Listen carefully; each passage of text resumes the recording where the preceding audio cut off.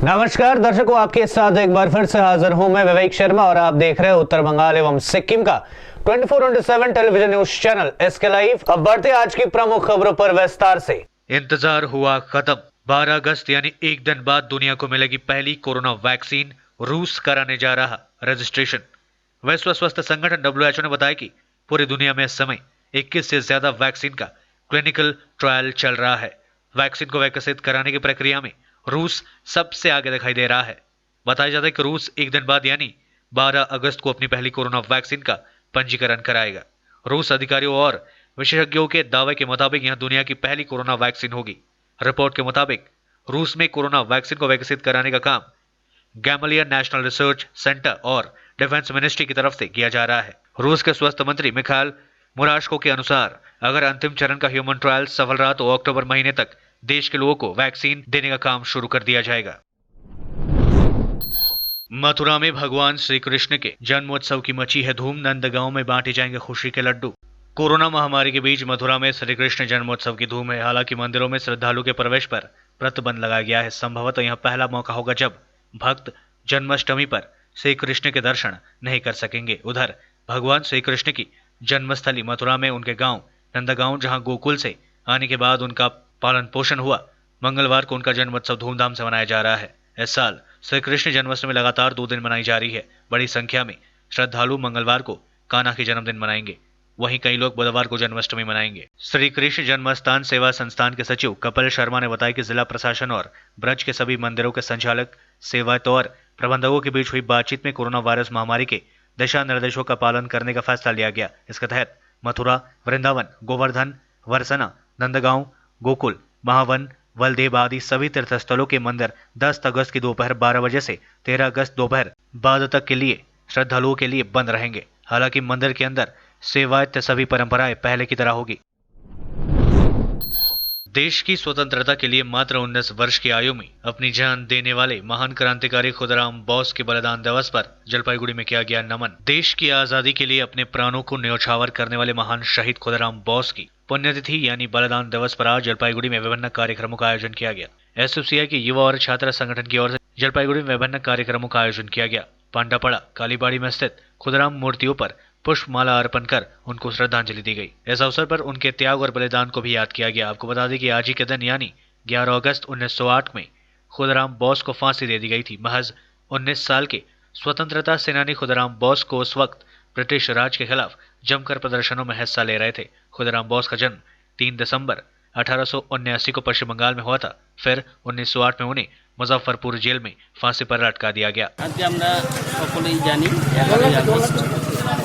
ভারতবর্ষের স্বাধীনতা আন্দোলনের আপসহীন ধারার অন্যতম শহীদ ক্ষুদিরাম বসুর 133তম আজকে শহীদ দিবস।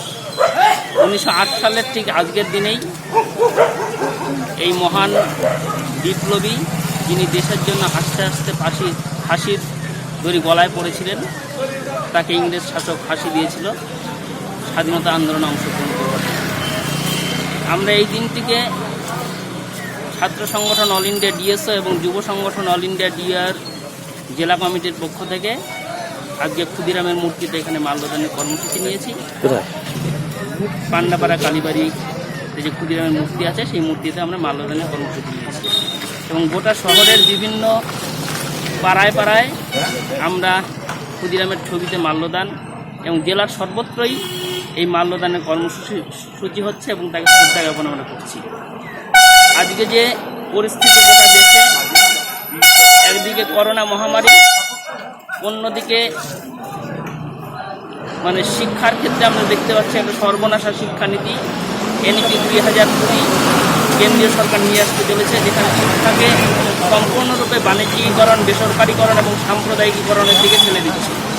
যে সাম্প্রদায়িকতার বিরুদ্ধেই কিন্তু ক্ষুদিরাম লড়েছিলেন। আমরা জানি তার এক মুসলিম দিদি ছিলেন, যাকে তিনি নিজের দিদি হিসেবেই মনে করতেন। ফলে সাম্প্রদায়িকতার একটা সম্প্রীতি সেই স্বাধীনতা আন্দোলনের ক্ষুদিরামের মধ্যে আমরা পাই।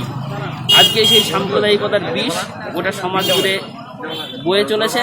আমরা এই সাম্প্রদায়িকতার বিরুদ্ধে বেসরকারীকরণ, বিলগ্নীকরণ এবং যুব সমাজ, ছাত্র সমাজের নৈতিক মেরুদণ্ডকে ভেঙে দেওয়ার জন্য যে অপসংস্কৃতির জোয়ার চলছে, তার বিরুদ্ধে আজকের এই দিনটিতে আমরা শপথ গ্রহণ করি। देश में कोरोना के 53,601 नए मामले सामने, मृत्यु दर गिरकर 2% से पहुंची नीचे। देश में कोरोना वायरस के एक बार फिर से 50,000 से ज्यादा नए मामले सामने आए हैं। पिछले 24 घंटे में 53,601 नए केसेस सामने आए, जबकि 871 लोगों की मौतें हुई। इस तरह कुल संक्रमितों का आंकड़ा बढ़कर 22,68,676 पहुंच चुका है। पिछले 2 सप्ताह में पहली बार ऐसा हुआ है कि जब 55,000 से कम मामले सामने आए हैं। इसके अलावा मृत्यु दर में भी गिरावट आई है। स्वास्थ्य मंत्रालय के ताजा आंकड़ों के अनुसार देश में अभी 6,39,929 सक्रिय मरीज है। इसके अलावा 15,83,490 लोग ठीक हो चुके हैं। वहीं कुल मृतकों के आंकड़े पर नजर डाले तो यह बढ़कर 45,257 हो गई है। सरकार ने बताया कि मृत्यु दर 2% से नीचे आकर 1.99% पर पहुंच चुकी है, जबकि 69.80% लोग ठीक हो चुके हैं। पश्चिम बंगाल में 1 लाख के करीब पहुंची कोरोना से संक्रमित मरीजों की संख्या। पिछले 24 घंटे में 9,905 नए मामले सामने और 41 लोगों की हुई मौत। पश्चिम बंगाल में सोमवार को 2,905 नए मामले सामने आए एवं पिछले 24 घंटे के दौरान 41 लोगों की मौतें हुई। राज्य स्वास्थ्य विभाग द्वारा जारी मेडिकल बुलेटिन के अनुसार संक्रमितों की संख्या बढ़कर 98,459 हो गई है, जिनमें से 26,031 एक्टिव केसेज है। वहीं मरने वालों की संख्या बढ़कर 2,100 पहुंच चुकी है। हालांकि एक्टिव केसों की तुलना में ठीक होने वाले रोगियों की संख्या बढ़कर 70,338 हो गई है। पिछले 24 घंटे में रिकॉर्ड 3,208 मरीजों को डिस्चार्ज किया गया।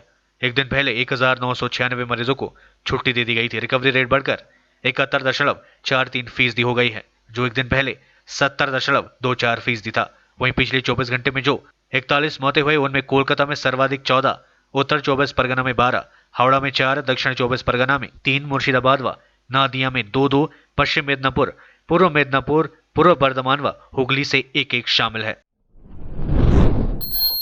अलीपुरद्वार जिले में हाथी ने फिर ली एक महिला की जान। जिले के चिकमारी इलाके में सोमवार देर रात एक हाथी घुस गया और उसने तोड़फोड़ शुरू कर दी। हाथी के सामने एक 60 वर्षीय महिला किरणमाला रॉय अचानक से आ गई और हाथी ने उस पर हमला बोल दिया, उनको मार डाला। स्थानीय लोगों के अनुसार यहां हाथी अपने दल के साथ छूट गया था और अचानक इस गांव में घुस गया। सूचना मिलते ही वन विभाग के अधिकारी मौके पर पहुंचे और महिला के शव को अपने कब्जे में लेने के बाद आज मंगलवार को अलीपुरद्वार जिला अस्पताल में पोस्टमार्टम के लिए भेज दिया गया है। अलीपुरद्वार जिले में 25 नए संक्रमित मिलने के बाद कुल संक्रमितों की संख्या पहुंची 884। राज्य के साथ साथ अलीपुरद्वार जिले में भी कोविड-19 से संक्रमित मरीजों की संख्या में लगातार बढ़ोतरी हो रही है। स्वास्थ्य विभाग से मिली जानकारी के अनुसार पिछले 24 घंटे में 25 और संक्रमित मरीज मिले हैं, जिससे जिले में कुल संक्रमित मरीजों की संख्या 584 पहुंच चुकी है। अच्छी बात यह है कि अभी तक 313 लोग पूर्ण रूप से स्वस्थ हो चुके हैं और उनको अस्पताल से डिस्चार्ज कर दिया गया है, जबकि 265 लोगों का चिकित्सा विभिन्न कोविड अस्पतालों में चल रहा है। अलीपुरद्वार जिले में अभी तक कोरोना से 6 लोगों की मौतें हो चुकी है। लेते ही थोड़ा सा ब्रेक, फिर मिलेंगे ब्रेक के बाद। अपने सपनों को संजोने के लिए ओम डेवलपर्स लेके आए हैं Shri Shyam farm house villa, जिसकी पहली फेज के सभी प्लॉट्स बिक चुकी हैं और दूसरे फेज की बुकिंग और रजिस्ट्रेशन है चालू। प्लॉट की साइज है 3 से 6 कट्ठा तक, तो देर किस बात की, अभी फोन उठाइए और बुक कीजिए। Shri Shyam farm house villa, Phulbari. Contact number 9609784045 या 9733036000। बहुत जल्द इसके तीसरे फेज की प्लॉट भी लॉन्च होने जा रही है। Wonderful place of education. ICFI University, Sikkim. Committed and dedicated faculty, career-oriented programs, comprehensive mode of learning, vibrant campus life, extracurricular and co-curricular activities, cultural programs will give you wings to your creative thoughts.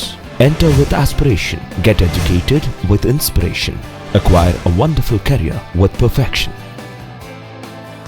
ICFI University, Sikkim. कक्षा 10वीं और 12वीं के बच्चों के लिए है सुनहरा मौका। 10वीं के बच्चों के लिए है पैरामेडिकल कोर्स और 12वीं के लिए है मेडिकल कोर्स। किफायती फीस व बैंक की सुविधा के साथ विभिन्न डिग्री डिप्लोमा है उपलब्ध। सभी स्ट्रीम के बच्चों के लिए खुली है state nursing council and Rajiv Gandhi university and health science and paramedical board, government of Karnataka से मान्यता प्राप्त Atan paramedical and nursing college. Contact number 8016235569, Champasari, Siliguri. आज जहां कोरोना से सभी परेशान, हम लाए हैं कमाने का तरीका आसान। 21वीं सदी में महिलाएं आत्मनिर्भर होकर स्वाभिमान के साथ जीना चाहती है। अगर आप एक गृहिणी हैं और घर से ही मुनाफे वाला व्यवसाय करने का सोच रहे हैं तो आपके लिए सुनहरा मौका लाए हैं टपरवेयर के सिलीगुड़ी स्थित पूरे नॉर्थ बंगाल के डिस्ट्रीब्यूटर नारायणी पार्टी सेल्स। तो सोचिए नहीं, स्क्रीन में दिए गए नंबर में संपर्क कीजिए और विस्तृत जानकारी लीजिए। घर बैठे पैसे कमाएं, आज ही फ्री मेंबरशिप लीजिए, अपने सपनों को पूरा कीजिए। मुश्किल की इस घड़ी में आपका साथ ही सिर्फ टपरवेयर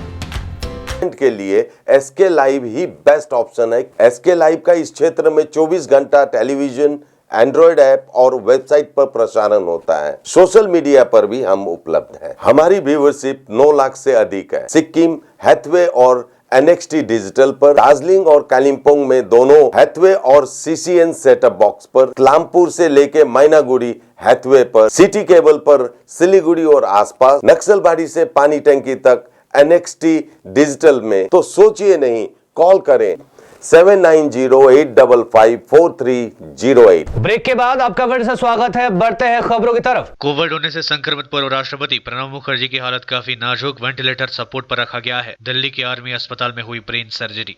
कोरोना वायरस से संक्रमित पूर्व राष्ट्रपति प्रणब मुखर्जी की आर्मी अस्पताल में ब्रेन सर्जरी हुई है। जानकारी के मुताबिक ब्रेन में बने खून के एक थक्के को हटाने के लिए यहाँ सर्जरी की गई थी। सूत्रों के मुताबिक मुखर्जी की हालत नाजुक बनी हुई है और उन्हें वेंटिलेटर सपोर्ट पर रखा गया है।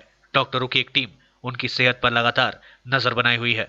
2012 से 2017 तक देश के राष्ट्रपति रहे 84 वर्षीय प्रणब मुखर्जी ने सोमवार को खुद ट्वीट कर बताया, एक अलग काम के लिए अस्पताल आने पर मैं कोविड-19 पॉजिटिव पाया गया। पिछले सप्ताह अपने संपर्क में आए लोगों से मेरा अनुरोध है कि कृपया आइसोलेशन में चले जाए और कोविड-19 की जांच कराए। राष्ट्रपति रामनाथ कोविंद ने प्रणब मुखर्जी की जल्द स्वस्थ होने की कामना की। उन्होंने मुखर्जी की बेटी शर्मिष्ठा मुखर्जी से बात कर उनके पिता की तबीयत के बारे में जानकारी ली। रक्षा मंत्री राजनाथ सिंह ने RR अस्पताल जाकर पूर्व राष्ट्रपति के स्वास्थ्य की जानकारी ली। वहां अस्पताल में करीब 20 मिनट तक रहे। राजस्थान में सियासी घमासान थमा, बगावत छोड़ कांग्रेस में लौटे सचिन पायलट। राजस्थान विधानसभा सत्र से ठीक पहले हुए राजनीतिक घटनाक्रम में कांग्रेस के पूर्व अध्यक्ष राहुल गांधी और महासचिव प्रियंका गांधी ने सोमवार को पायलट को बुलाकर सीधी बातचीत की। इसमें पायलट ने मुख्यमंत्री अशोक गहलोत के खिलाफ शिकायतों का पिटारा खोला तो हाईकमान ने समाधान निकालने का भरोसा दिया। पायलट ने कांग्रेस के साथ अपनी सियासी पारी जारी रखने की प्रतिबद्धता भी जताई। हाईकमान ने पायलट व उनके समर्थक विधायकों की शिकायतों पर गौर कर हल निकालने के लिए 3 सदस्यीय समिति बनाने की घोषणा भी की है। इस सुलह से जहां कांग्रेस ने राजस्थान विधानसभा में नंबर गेम साधने की कोशिश की है, वहीं अपनी खेमे में साथियों का भी समर्थन खोते जा रहे पायलट को भी पार्टी की छतरी में रहना ही ज्यादा सुरक्षित विकल्प लग रहा है। राहुल गांधी के निवास पर करीब 2 घंटे से अधिक चली बैठक में पायलट ने अपने साथी बागी विधायकों की वापसी के फॉर्मूले पर हाईकमान से बातचीत। दुनिया में अब तक 2.24 करोड़ लोग हो चुके हैं कोरोना वायरस का शिकार। ब्राजील में 30 लाख से ज्यादा लोग संक्रमित मिले। दुनिया में कोरोना वायरस संक्रमण के अब तक 2,24,07,575 मामले सामने आ चुके हैं। इनमें 1,31,10,10,934 मरीज ठीक हो चुके हैं। 7,38,701 मौतें हो चुकी है। ये आंकड़े www.worldometers.info कोरोना वायरस के मुताबिक है। ब्राजील में 24 घंटे में 22,048 नए मामले सामने आए और 703 लोगों की मौतें हुई। इसके साथ ही देश में अब संक्रमितों का आंकड़ा 30,57,470 हो गया है। ब्राजील में मौतों का आंकड़ा 1,01,752 पहुंच चुका है। यहाँ शुरुआत के 3 महीने में 50,000 मौतें हुई थी, लेकिन सिर्फ 50 दिनों में ही मौतों का आंकड़ा डबल हो गया। इसके बावजूद देश में दुकानें और रेस्टोरेंट खोलने की इजाजत दे दी गई है। विधायक देवेंद्र नाथ रॉय ने आत्महत्या नहीं की थी, बल्कि योजनाबद्ध तरीके से उनकी हत्या कर उनको फंदे से लटकाया गया था। रायगंज पहुंचे भारतीय जनता पार्टी के पश्चिम बंगाल के राज्य अध्यक्ष दिलीप घोष ने ये बातें कही। तृणमूल कांग्रेस और पुलिस पर लगाया मिलीभगत का आरोप। हेमताबाद के विधायक देवेंद्र नाथ रॉय के परिवार वालों से मिलने के लिए आज भाजपा के राज्य अध्यक्ष दिलीप घोष उनके घर पहुंचे थे। उन्होंने परिवार वालों से मुलाकात की और संवेदनाएं प्रकट करने के साथ ही आश्वासन दिया कि वह परिवार के साथ हमेशा खड़े रहेंगे और हर संभव मदद पार्टी की तरफ से की जाएगी। दूसरी तरफ पत्रकारों से बात करते हुए उन्होंने कहा कि विधायक देवेंद्र नाथ एक बहुत ही लोकप्रिय नेता थे। लोगों के बीच काफी घुल मिल कर रहते थे और उनकी लोकप्रियता बढ़ रही थी, लेकिन इस बीच उनकी हत्या कर दी गई। उन्होंने कहा कि देवेंद्र नाथ रॉय की हत्या काफी योजनाबद्ध तरीके से असामाजिक तत्वों ने की है। इसमें तृणमूल कांग्रेस का समर्थक, गुंडा वाहिनी का हाथ है और पुलिस भी बीच में मिली हुई है। इस हत्याकांड की सीबीआई जांच के लिए सुप्रीम कोर्ट में आवेदन किया गया है। उन्होंने कहा कि सुप्रीम कोर्ट का आदेश मिलते ही मामले की सीबीआई जांच शुरू हो जाएगी। उसके बाद दूध का दूध, पानी का पानी हो जाएगा। आज भाजपा अध्यक्ष दिलीप घोष स्वर्गीय देवेंद्र नाथ रॉय की याद में आयोजित शोक सभा में भी उपस्थित रहे थे। दिलीप घोष के साथ भाजपा के राज्य प्रधान सचिव संतन बासु, बालूरघाट बीजेपी के सांसद सुकांत मजुमदार, उत्तर दिनाजपुर जिले के भाजपा अध्यक्ष विश्वजीत लिहाड़ी उपस्थित रहे थे। दिलीप घोष ने कहा कि पूरे राज्य में तृणमूल कांग्रेस का गुंडा वाहिनी के द्वारा अत्याचार किया जा रहा है। कई जगहों में भाजपा कार्यकर्ताओं पर हमले हो रहे हैं और यहाँ तक कि उनको मार के फंदे से झुला दिया जा रहा है। लेकिन अब राज्य में ज्यादा दिन गुंडा वाहिनी का राज नहीं चलने वाला है, क्योंकि 10 महीने के बाद राज्य में विधानसभा चुनाव होगा। इसके बाद पूरे राज्य में सत्ता परिवर्तन हो जाएगा और लोगों को आतंक से मुक्ति मिल जाएगी। হাজার হাজার কোটি টাকা, লক্ষ লক্ষ কোটি টাকা কেন্দ্র সরকার দিচ্ছে গ্রামের মানুষের উন্নতির জন্য। সব টাকা লুট হয়ে যাচ্ছে। ছোটবেলা যখন দেখেছি কাঁচা রাস্তা, এখন তাই মানুষের সেই কাঁচা বাড়ি। তাই প্রধানমন্ত্রী ঠিক করেছেন সোজাসুজি অ্যাকাউন্টে টাকা দেবেন, না পঞ্চায়েতকে, না ডিএমকে, না অন্য কাউকে, না মুখ্যমন্ত্রীকে, তাহলে ফের ফাঁক করবে। তাই যে ফ্রি রেশন দিয়েছেন, সে রেশন আমাদের কাছে পৌঁছেছে, মাঝখানে লুট হয়ে যাচ্ছে। যে বাড়ি তৈরির টাকা অ্যাকাউন্টে আসার কথা, সেখানে 2 নম্বরই করা আছে। আগে থেকে পাসবুক নিয়ে নিচ্ছে, সই করিয়ে এলেই তুলে নিচ্ছে। তাহলে তোমাকে কিছু করতে হবে না। আর আর্ধেক বাড়ি করে ছেড়ে দিয়েছে, চারটে দেওয়াল হয়েছে, উপরে ছাদ নেই। কেউ পয়সা দিয়ে টিনে ছাদ দিচ্ছে, পাকা ছাদ আর হলো না। প্রধানমন্ত্রী টাকা পাঠিয়েছেন, সেটা গরিব মানুষের লাগছে না। পায়খানা 10,000 টাকা দিচ্ছে, এদের 2,000 টাকা, তার থেকে অর্ধেক খেয়ে নিচ্ছে। পায়খানা দেওয়াল হচ্ছে, উপরে ছাউন নেই, দরজা নেই, প্লাস্টিক ধুয়ে ব্যবহার করতে হচ্ছে। কেন? সারা দেশে হচ্ছে, কোটি কোটি লোক সুবিধা পাচ্ছে, ভাই বাংলায় পাচ্ছে না। লুটের রাজত্ব চলছে, ডাকাতি রাজত্ব, খুনের রাজত্ব চলছে। এর পরিবর্তন করতে হবে। সেই জন্য আমাদের 100 বেশি কার্যকর্তা বলিদান দিয়েছে। এখানকার মানুষের রাজনৈতিক অধিকার নেই, গণতান্ত্রিক অধিকার নেই, ভোট দেওয়ার অধিকার নেই, কোন নিজের মতো করে পার্টি করার অধিকার নেই, সরকার অন্যায় করলে তার সমালোচনা করার অধিকার নেই। এই ধরনের সরকার চলতে পারে না। সেজন্য আমরা এতজন কর্মী বলিদান দিয়েছেন, আমরাও লড়াই করছি, আমরাও বলিদান দিতে রাজি আছি। কয়েক হাজার ছেলে সবসময় জেলে আছে, মিথ্যা কেস দিয়ে, গাঁজা কেস, এই কেস, ওই কেস দিয়ে। কয়েক হাজার ছেলে পুলিশের ভয়ে বাড়ি ছাড়া আছে, যখন তখন কেস দিয়ে বাড়িতে পুলিশ পৌঁছে আছে, তুলে নিয়ে যাবে। গরিব মানুষ যারা আমাদের পঞ্চায়েত জিতেছে, কোন মহিলা জিতেছেন, তার স্বামীর নামে কেস দিচ্ছে, দিয়ে বলছে আগে এসে নেগোসিয়েশন করো, তোমার বউকে বলো টিএমসি জয়েন করতে, না হলে তোমাকে বাড়ি ঢুকতে দেবো না, ছেলে ঢুকিয়ে। 10 लाख रुपए के ब्राउन शुगर के साथ 2 तस्कर गिरफ्तार, 530 ग्राम ब्राउन शुगर जब्त। मोटरसाइकिल से की जा रही थी तस्करी, खुफिया जानकारी पर पुलिस ने धर दबोचा। मालदा जिले के इंग्लिश बाजार थाने की पुलिस ने 530 ग्राम ब्राउन शुगर के साथ 2 तस्करों को गिरफ्तार किया है। पुलिस सूत्रों के अनुसार खुफिया जानकारी के आधार पर रविवार रात इंग्लिश बाजार के मधुघाट इलाके में 34 नंबर राष्ट्रीय राजमार्ग पर अभियान चलाकर ब्राउन शुगर के साथ 2 तस्करों को गिरफ्तार किया गया। दोनों को आज मालदा जिला अदालत में पेश किया गया। सोमवार को इंग्लिश बाजार थाने के आईसी मदन मोहन रॉय ने बताया कि दोनों तस्कर कल रात मोटरसाइकिल से ब्राउन शुगर के साथ फरक्का की ओर जा रहे थे। खुफिया जानकारी के आधार पर पुलिस ने सफेद वर्दी में अभियान चलाकर तस्करों को धर दबोचा। उनके पास से 530 ग्राम ब्राउन शुगर बरामद किया गया, जिसका बाजार मूल्य करीब 10 लाख रुपए है। उन्होंने बताया कि तस्करों के नाम पीयूष मंडल और प्रेम कुमार मंडल है। इनमें पीयूष फरक्का का रहने वाला है, जबकि प्रेम कुमार मंडल वैष्णोनगर थाने के मुंडा इलाके का निवासी बताया जा रहा है। दोनों तस्करों को आज मालदा जिला अदालत में पेश किया गया। যখন গতকাল এটা আমাদের কাছে ইনফরমেশন আছে, যেরকম 2জন সাসপেক্টেড পার্সন আছে এবং যারা ক্যারিং উইথ ব্রাউন সুগার, তো আমরা সোর্স থাকে, সেই সোর্সের মাধ্যমে আমরা সেখানে আমার প্রিন্সিপাল যে অফিসার আছে, সে আনসারুল শেখ ও এবং আমার প্রিন্সিপালের টিম ওখানে যাই, গিয়ে স্টেশনে রেড করার পরে দুজনকে অ্যাপ্রিহেন্ড করা হয়, সার্চ করে আমরা 530 গ্রাম ওদেরকে আমরা ফরওয়ার্ড করছি। রিমান্ড নেই। কতদিনের রিমান্ড স্যার? আমরা 5 দিনের রিমান্ড নিচ্ছি। কোথা থেকে কোথায় যাচ্ছিল কি জানা গেছে? যদিও এটা আন্ডার ইনভেস্টিগেশন আছে, আমরা পেয়েছি ইয়ে থেকে ফর্ম অভিজ্ঞতা থেকে।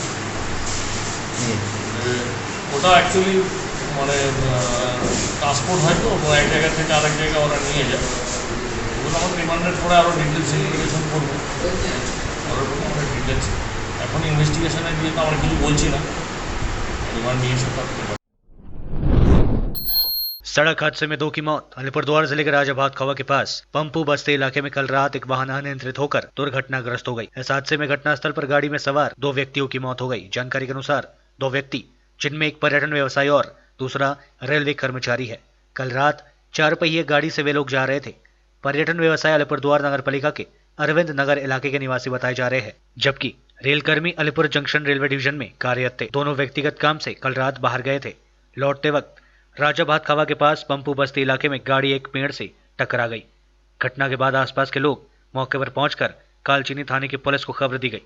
पुलिस मौके पर पहुंचकर दोनों शव को पोस्टमार्टम के लिए अलीपुरद्वार जिला अस्पताल भेजकर घटना की जांच शुरू कर दी है। যাচ্ছিল মহুয়া গেছিল, ওরা মহুয়া থেকে ফেরার পথে আপনার গাছে মারতেছে, কোন জীবজন্তু দেখলো নাকি, দেখার পরে এরকম আউটলাইন হয়ে কোন গেছে। জায়গাতে হচ্ছে এটা? এটা পাম্পু বস্তিতে। রাজাবাদ। হ্যাঁ, এই তো এখন কালচিনি থানা পুলিশ এখানে নিয়ে আসলো, আনার পরে এখান থেকে আলিপুরদুয়ারে পাঠাচ্ছে, ওখানে পোস্টমর্টম হবে। শৈবাল গোস্বামী আর প্রণব দেব, ডাকনাম মোম। আচ্ছা। ডাকনাম মোম, হ্যাঁ পার্টনার ছিল। আচ্ছা। আর প্রণব দেব হলো টিটি ছিল। 31 नंबर राष्ट्रीय राजमार्ग के किनारे अज्ञात व्यक्ति का शव बरामद। जांच में जुटे पुलिस। उत्तर दिनाजपुर जिले के चोपड़ा थाने के कालागाछ इलाके में 31 नंबर राष्ट्रीय राजमार्ग के किनारे एक अज्ञात व्यक्ति का शव बरामद किया गया। पुलिस ने शव को अपने कब्जे में लेकर पोस्टमार्टम के लिए उसे भेज दिया और घटना की जांच शुरू कर दी। पुलिस मृतक की शिनाख्त करने का काम कर रही है। उस दवाई को भी हम लोग घर घर जाके ये करेंगे प्रोग्राम। हम लोग का आज का प्रोग्राम नवचेतना और नगर थाना का यही है। आज के लिए बस इतना ही। तमाम विशेष खबरों के लिए बने रहिए एसके लाइव के साथ। आपका समय, आपकी खबर। धन्यवाद।